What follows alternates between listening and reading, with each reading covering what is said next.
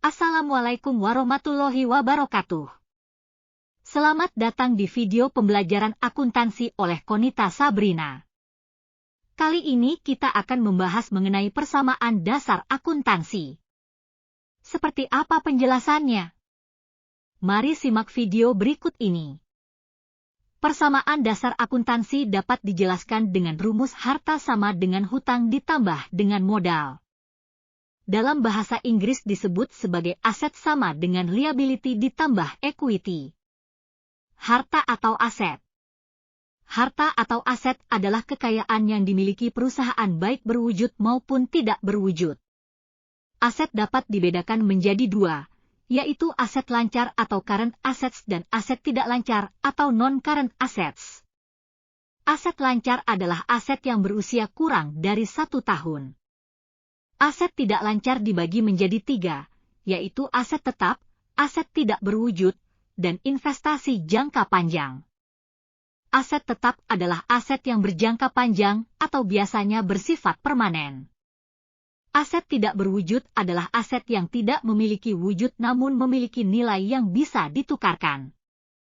Investasi jangka panjang adalah investasi yang dilakukan perusahaan untuk mendapat penghasilan jangka panjang.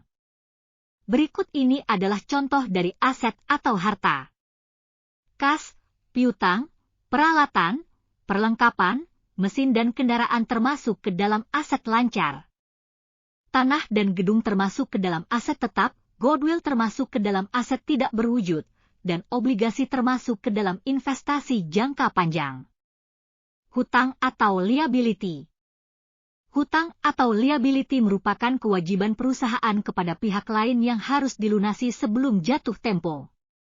Hutang dibedakan menjadi dua, yaitu hutang jangka pendek dan hutang jangka panjang. Berikut ini adalah contoh dari hutang atau liability. Utang dagang, utang PPN dan utang dividen merupakan contoh hutang jangka pendek. Hutang ban dan hutang obligasi yang lebih dari 1 tahun merupakan contoh hutang jangka panjang. Modal atau ekuitas. Modal atau ekuitas merupakan kekayaan entitas bisnis, yaitu hak pemilik terhadap aset perusahaan. Modal atau ekuitas dapat dibedakan menjadi dua, yaitu ekuitas pemegang saham dan ekuitas pemilik perusahaan. Berikut ini adalah contoh dari modal atau ekuitas. Demikian penjelasan mengenai persamaan dasar akuntansi. Semoga penjelasan tadi bermanfaat bagi kita semua. Wassalamualaikum warahmatullahi wabarakatuh.